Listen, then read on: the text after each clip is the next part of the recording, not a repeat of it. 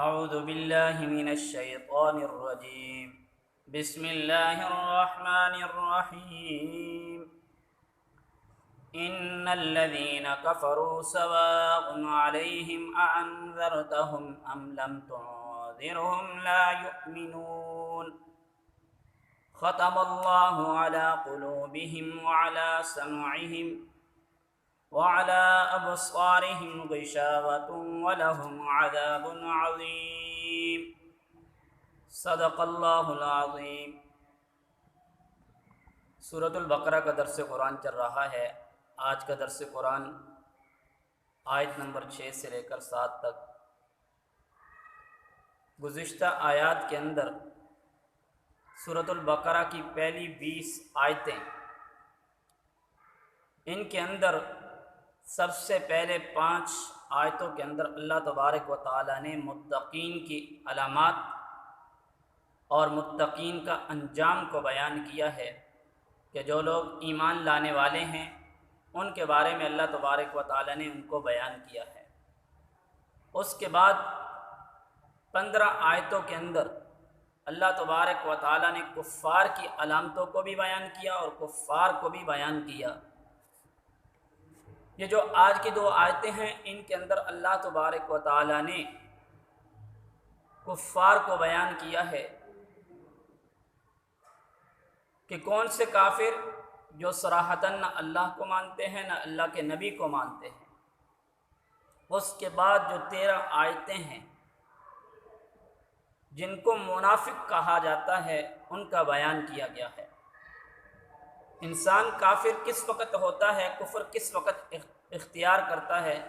جس وقت اس کے اندر انانیت اور اسی طریقے پر اناق پرستی دنیا کی آہ و وجا کا مسئلہ بنتا ہے، تو اس وقت وہ انسان کافر بن جاتا ہے۔ وہ کسی کی بات کو تسلیم کرنا اور کسی کے آگے جھکنا یہ قبول نہیں کرتا ہے، اس وجہ سے وہ کافر بن جاتا ہے۔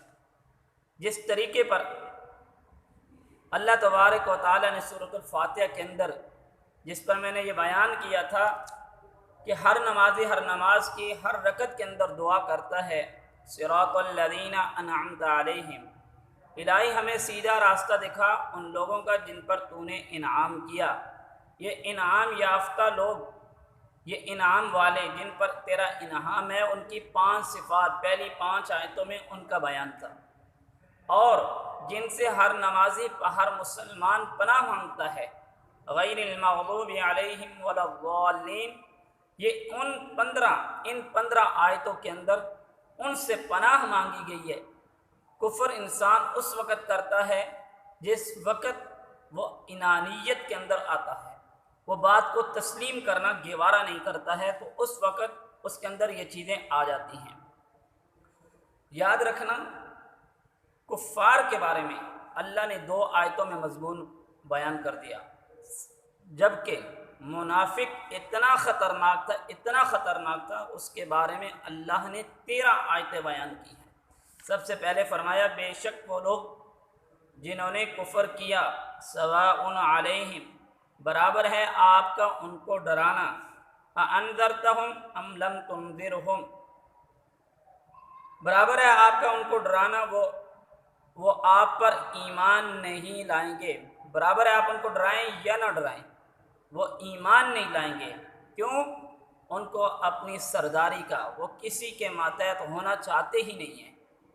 اور یہ اللہ تبارک و تعالیٰ نے فرما دیا، خلقکم فمنکم کافر ومنکم مؤمن، یعنی اللہ نے تم سب کو پیدا کیا ہے، اور کچھ لوگ تم میں سے مومن ہو گئے اور کچھ لوگ تم میں سے کافر ہو گئے۔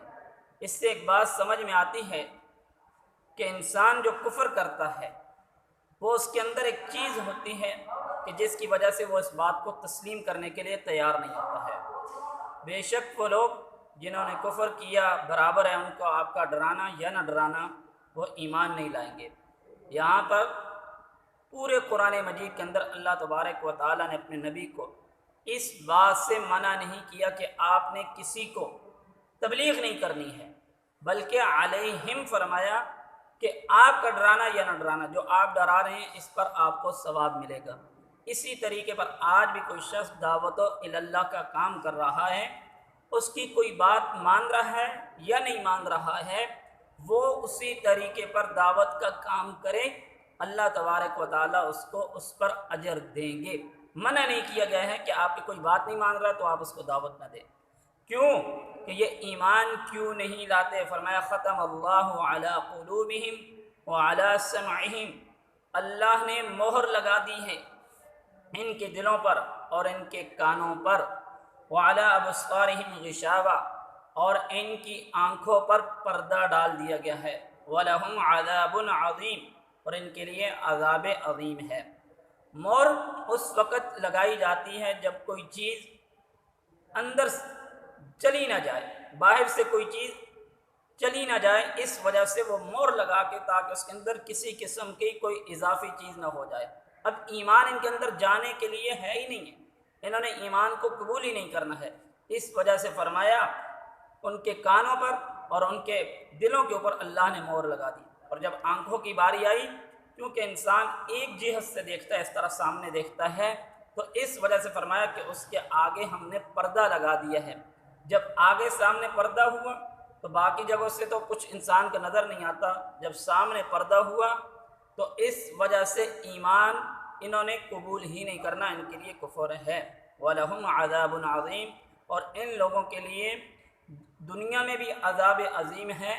کیا عذاب عظیم ہے؟ کہ ان کے لیے یہ عذاب عظیم ہے کہ یہ ایمان کی دولت سے محروم ہے اور آخرت میں ہمیشہ ہمیشہ یہ جہنم میں رہیں گے۔ اللہ سے دعا ہے کہ اللہ تبارک و تعالی ہمیں ان باتوں پر عمل کی توفیق عطا فرمائے۔